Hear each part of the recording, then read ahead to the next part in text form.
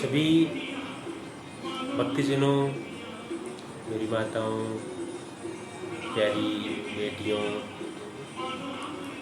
बड़े बुजुर्गों, संगीत प्रेमियों, फेसबुक प्रेमियों, इंस्टाग्राम प्रेमियों, सभी को जेडी ग्रुप की तरफ से हेमंत भैया का जय सिया राम। बाबा श्याम की असीम कृपा, बालाजी महाराज के आशीर्वाद, श्री प्रथम पूजनीय गणेश जी महाराज रिद्धि सिद्धि के दातार, माँ शारदे मर्यादा पुरुषोत्तम भगवान श्री राम,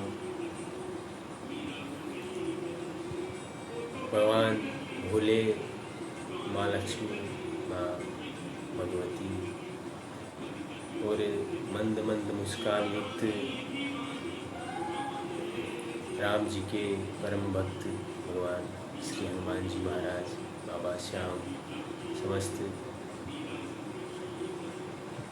ईश्वरीय शक्तियाँ, पितरेश्वर भगवान, सभी को प्रणाम करते हुए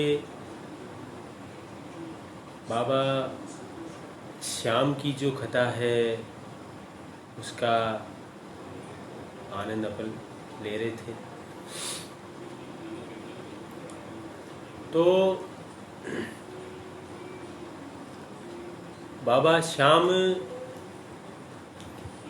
इस कलयुग में साक्षात देवता रूपी हमारे एक परिवार से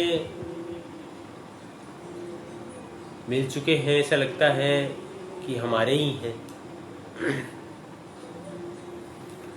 और उनके अनन्य भक्तों पर भी आप देख सकते हैं कि इस कोरोना काल में बाबा के भजनों से वो वैसे ही उन पे आनंद हो चुका है। इसलिए उनकी कृपा एक अद्भुत ही है।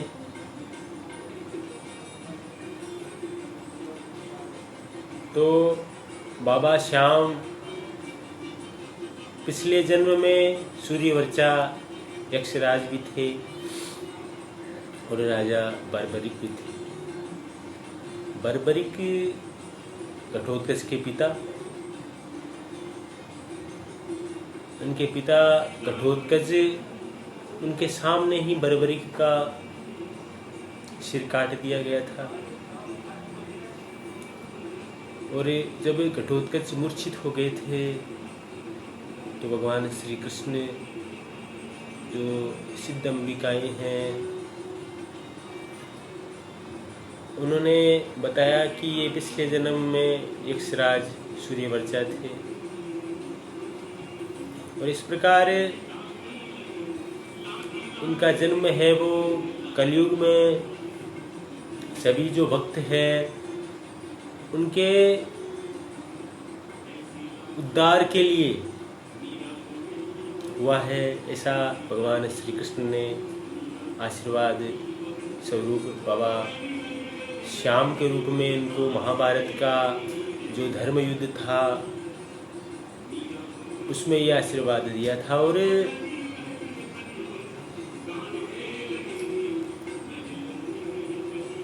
बाबा श्याम ने अरदास लगाई थी कि मैं जो महाभारत का युद्ध है वो देखना चाहता हूँ। और इस प्रकार उनको उस पहाड़ी की चोटी पे बिठाया गया, उस धड़ को रखा गया और सिंचित भी किया गया उन देविकाओं द्वारा, समस्त सिद्ध अंबिकाओं द्वारा, देवताओं द्वारा। और अमृत से उसको सींचा गया था और जागृत कर दिया गया। जब तक सूरज, चांद, ये नक्षत्र, ये दुनिया रहेगी तब तक बाबा श्याम की महिमा और उनका आशीर्वाद सभी भक्तों पे बना रहेगा। ऐसा आशीर्वाद भगवान श्री कृष्ण ने, द्वारिकाधीश ने बर्बरिक को दिया था और श्याम के रूप में आज वो दरबार लगाए हुए बैठे। और साचा दरबार है बाबा श्याम का। अद्भुत माहौल, अद्भुत कला उनकी। तो जो श्रृंगार है कलकत्ता से प्लेन में उनका श्रृंगार के जो फूल है सुबह शाम है आते हैं और एक मनमोहक छवि उनको बार बार निहारते रहे। 1 सेकंड का दर्शन उनका, लेकिन पूरा जीवन है वो आनंदमय हो जाता है। ऐसी कृपा है बाबा श्याम की। जो 13 सीढ़ियां हैं बाबा के दर्शनों की, वो भी अद्भुत है। एक एक सीढ़ी से आप देखते रहो बाबा के जो दर्शन होते हैं, बड़ा आपको आनंद आएगा। और वो भीड़, अद्भुत भक्तों की भीड़, लेकिन बाबा की नज़र हर भक्त पे रहती है। सबको आशीर्वाद मिलता है जिन्होंने बाबा के दर्शन। और 11 पे तो एक अलग ही अद्भुत माया उनकी देखने को मिलेगी आप। तो अंतिम आज बाबा श्याम की कथा को कहते हुए कहना चाहूँगा कि महाभारत का जो युद्ध है वो जब समाप्त हो गया था, सुनिएगा, तो महाबली श्री भीमसेन जी, भीमसेन को यह अभिमान हो गया कि यह महाभारत का युद्ध है वो केवल उनके पराक्रम से जीता गया है। भीम को अभिमान हो गया। जब अभिमान हो जाता है तो फिर चारों ओर में जो भी माहौल रहता है उसका कोई पता नहीं है। वो अभिमान का जो मुकुट है जब तक नहीं उतरता। तो भीम को जब अभिमान हो गया था तब भगवान श्री अर्जुन ने कहा कि वीर बर्बरिक के सिर से पूछा जाए। वीर बर्बरिक के सिर से पूछा जाए कि युद्ध में क्या हुआ था। तब वीर बर्बरिक ने शीश के भीमसेन का मान जो मर्दन है करते हुए उनको, उनके मान का अपमान ही मान लीजिए आप, या उनकी बात नहीं रही कि यह जो युद्ध हुआ था, धर्म युद्ध हुआ था महाभारत का, यह केवल भगवान श्री कृष्ण की नीति के कारण जीता गया था। और इस युद्ध में केवल भगवान श्री कृष्ण का सुदर्शन चक्र चलता था और कुछ भी नहीं। ये बर्बरिक ने बताया महाभारत के युद्ध के बारे में। और वीर बर्बरिक के ऐसा कहते ही समस्त जो मंडल है वो उदासित, बड़ा प्रसन्न चित्त हो उठा। और वो जो देवस्वत जो शीश है उस पर पुष्प की वर्षा होने लगी। वो लिखा क्यों नरेश। तो देवताओं की दुदुम्बियां बंज उठी। तत्पश्चात भगवान श्री कृष्ण ने वीर बर्बरिक के शीश को प्रणाम करते हुए कहा कि हे वीर बर्बरिक, आप कली काल में सर्वत्र पूजित किए जाओगे, सभी जगह, पूरे ब्रह्मांड में, पूरी सृष्टि में, पूरी दुनिया में। अतएव आप इस क्षेत्र का त्याग ना करें जहाँ उनका शीश है जो रखा गया था। उनको बोला गया कि आप इस जगह को ना छोड़ें। हम लोगों से जो अपराध हो गए हैं उन्हें क्षमा करिएगा। और इतना सुनते ही पांडव सेना में खुशी की लहर दौड़ आई, बड़ी उनको ऐसा लगा कि हाँ कुछ नया होने वाला है। उनका पोता जो था, तो सैनिकों ने पवित्र तीर्थों के जल से शीश को पुनः सिंचित किया और अपनी विजय ध्वजाएं शीश के समीप लहराई थी। अभी भी आप देखिएगा बाबा श्याम का ध्वज वहाँ हर साल बाबा के मेले में आता है।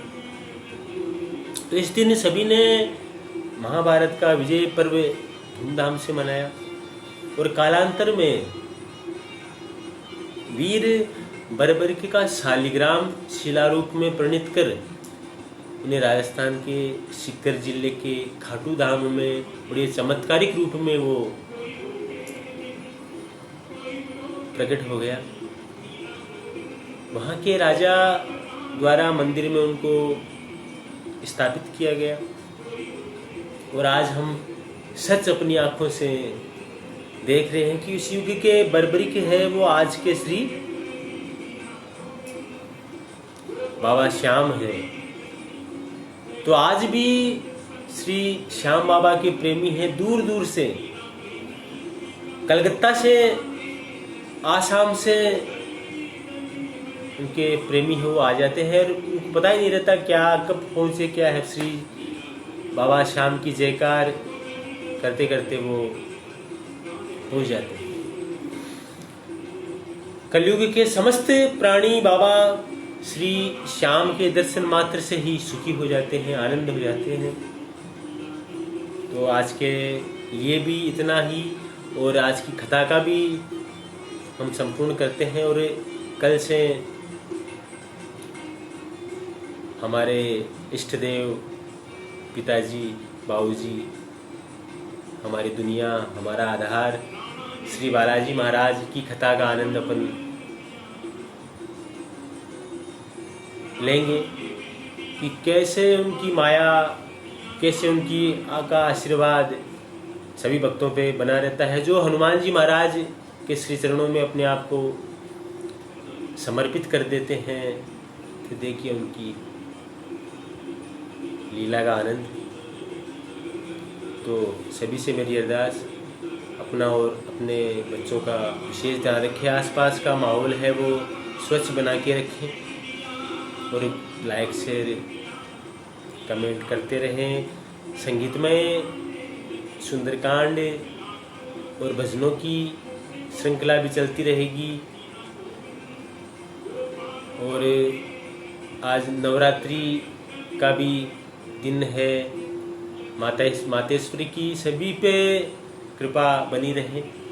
और बस इतना ही कहना चाहूँगा रोज कि निंदा करना छोड़ दीजिए, लोगों की बातें करना छोड़ दीजिए। केवल अपना काम जो दिया है या और अपने लिए कुछ करना चाहते हो तो उसके लिए मेहनत ये करते रहिए, भगवान का स्मरण करते रहिए और व्यस्त रहे, मस्त रहे। राम राम जी।